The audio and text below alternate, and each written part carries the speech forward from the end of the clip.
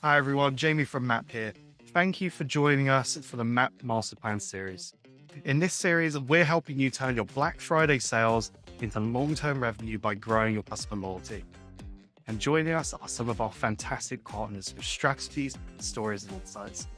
So let's kick things off with our third episode of the series.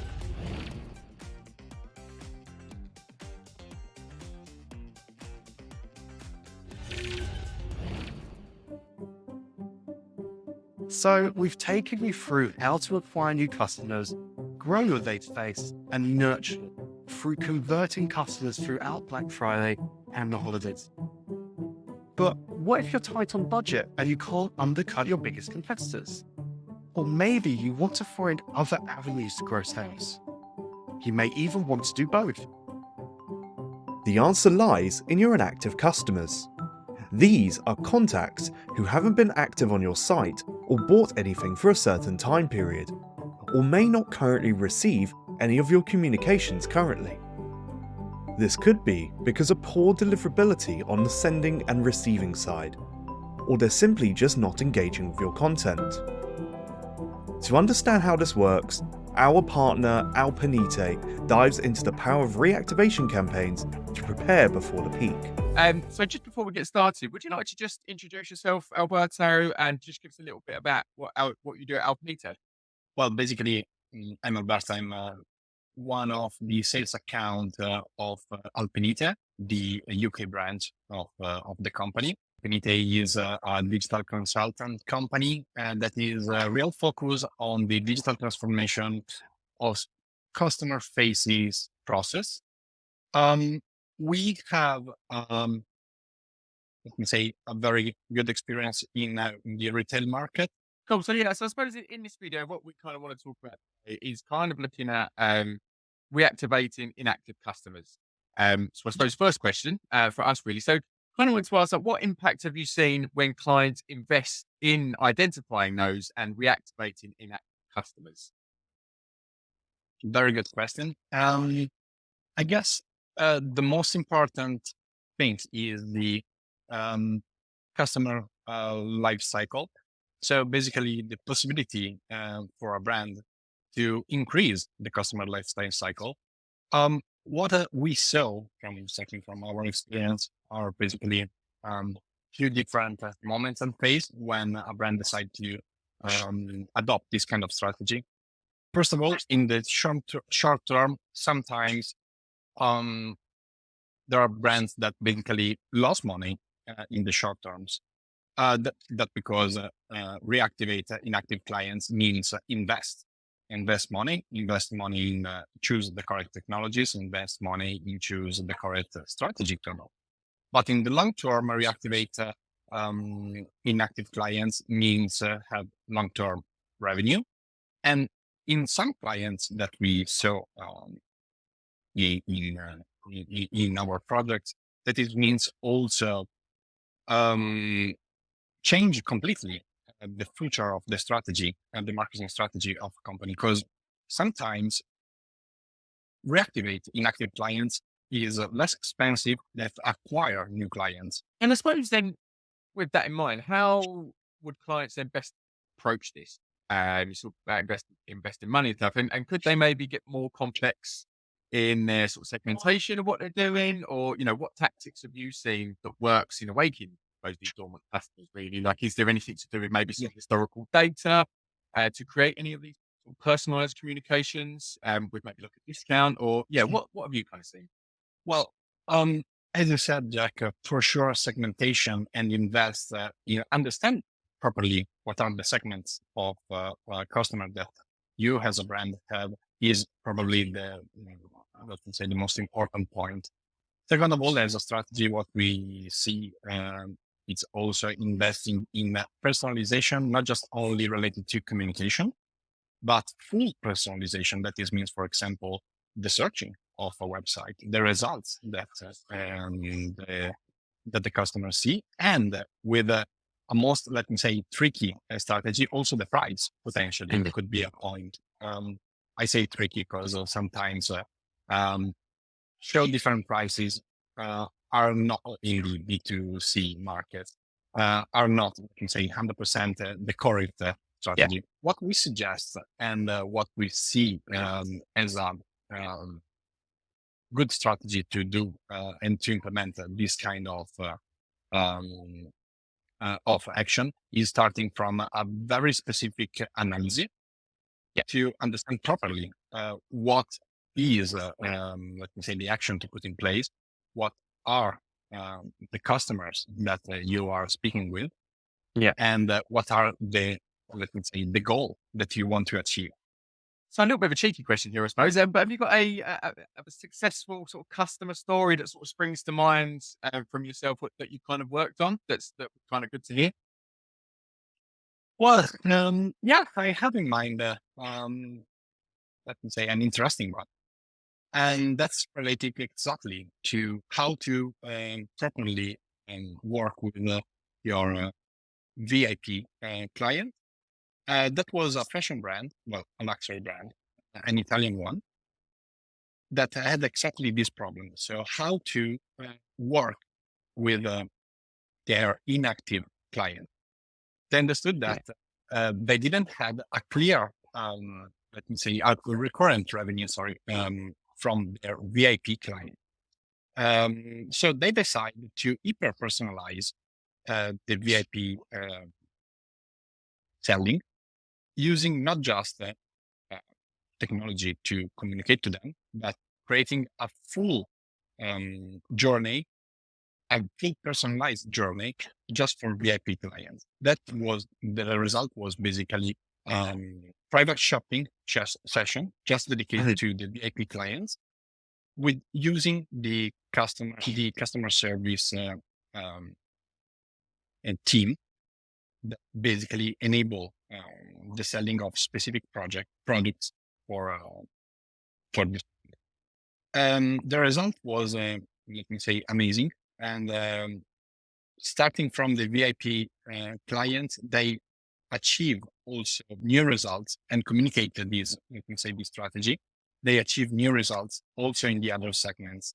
Yeah, wow. Wow, that's amazing. Yeah, so really kind of looking after those VIP customers and not forgetting we don't get your inactive customers, but also looking after those as well. But that's brilliant, Alberto. I really sort of appreciate your time today. It's been absolutely great speaking to you and some really sort of insightful pieces there. So thank you very much. Thank you, Zach. So, how would you know how to target and how best to reactivate your customers? Let's kick them off with phase 1.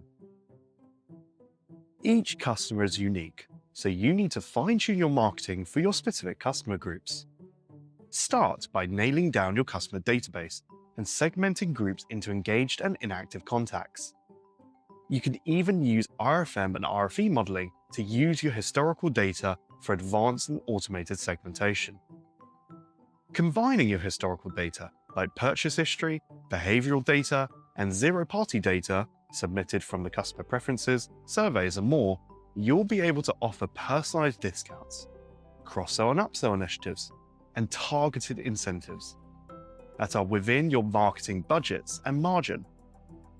This boosts the likelihood of driving engagement from your inactive customers. Here's an example of how this would look within your marketing automation platform, making your life easier as a marketer.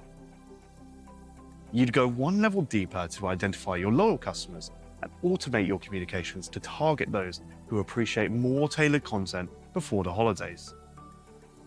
And for any inactive customers, you can send an extra incentive to re-engage with your brand during the downtime after Black Friday to interact with your brand again slowly. Next, you'll want to pick the channels your customers prefer, while checking that they've opted in and engaged with these channels in the past. Remember, customers are bombarded by hundreds of messages during this time from multiple brands, so effectively you're competing for their time.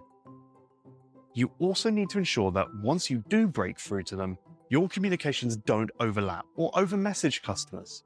So, you'll need to use your customer analytics to hit the right channel at the right time to ensure those exceptional customer experiences every time.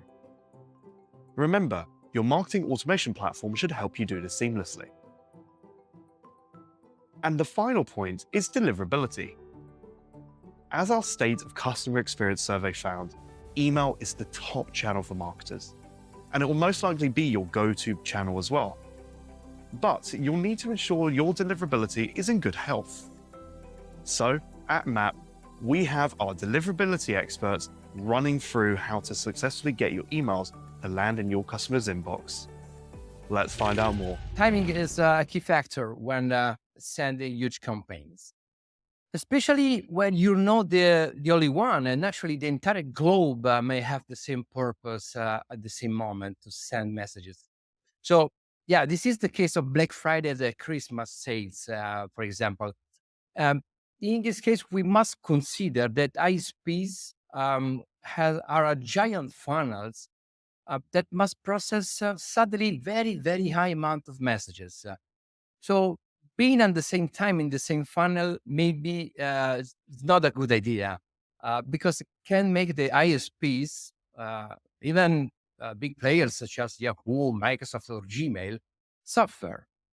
So the consequence is that they can put your messages in the queue. So the delivery will be delayed of few hours actually. And in worst cases, your messages could be blocked.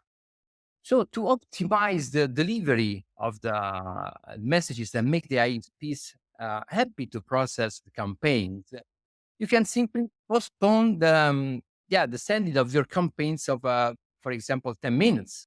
Yes, that's exactly true. When you look at charts of the sending peaks, then people think about when should we send our campaign at 8 or 9 or 10. But who's thinking about 8 and 5 minutes or 8 and even 3 minutes? It sounds like a silly update, but at 8 and 3 minutes, no one tries to send, no one tries to open the queues, and you will be much more successful. So that's even outside Black Friday, that's generally a good idea to avoid the o'clock sendouts. What about sending overnight? It seems also a common practice for staying out of the queues, right? It's a very good idea, especially sending in countries where you don't have interference with other time zones. So sending overnight is good, but please consider that this might also mean that you're not on the top of the inbox, maybe just email number 5 or 6. So could mean that the open rates are a bit lower at the very beginning, just people looking at the first 2 messages in their mailbox. But in the end, the advantage is much higher than the disadvantage. What exactly a right target could be worth to send to? So what addresses to send and what addresses not to send to? You can think about each contact in the list as a potential sale. So why not simply targeting everyone to have the biggest chance to make as much money as possible? And of course, making money is the reason why we do that, why marketers send email. On the other side, please also consider 2 things. First of all, sending to very long-term inactive accounts. And let's say we are talking about people not having opened or clicked any email in the past 6 months. Thinking about these, how big is the chance that Black Friday is the day where they start being active again? Chance is low. Maybe the 20%, the most active 20% of your list is making more than 80% of your actual revenue. It's maybe not worth risking the overall delivery by hitting spam traps, being blocked, and so on. Another option could be a targeted creativity, could be suggested and recommended because if senders want some users to wake up, they must provide very high motivation. And most of the time, high motivation comes with high discount. Senders must consider that the reputation must last for the whole Black Friday sales period.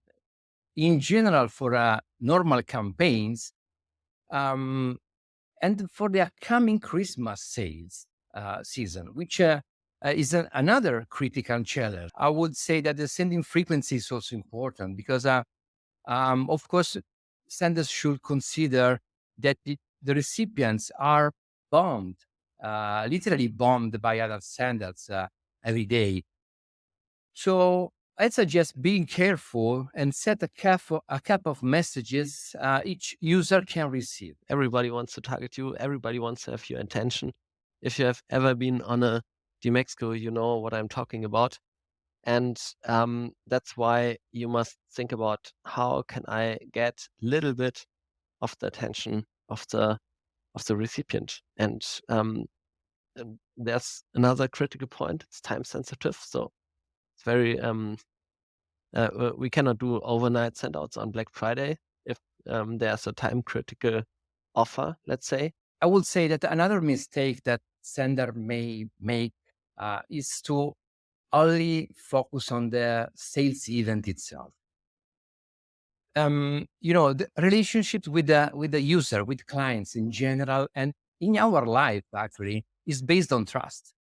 So clients shouldn't have the feeling that you are contacting them only when you urgently expect to sell or then to purchase. Sooner or later, it's going to have an impact in the deliverability due to complaints that the users might generate, actually. For this reason, I'd suggest not be too late and start planning the communication earlier in advance. This way, you can create a sense of waiting in the users. For you, will increase the chances to sell. And on the other side, it can improve the user experience and can also impact positively in the deliverability. Thank you so much to our fantastic deliverability team here at Mapp, who help sweeten your customer experience. Puns aside, there we have it. That's the episode done. But how do you keep re-engaging your customers? How do you keep them beyond the peak season of holidays and into 2024? Let's find out in the next episode. Thanks for watching.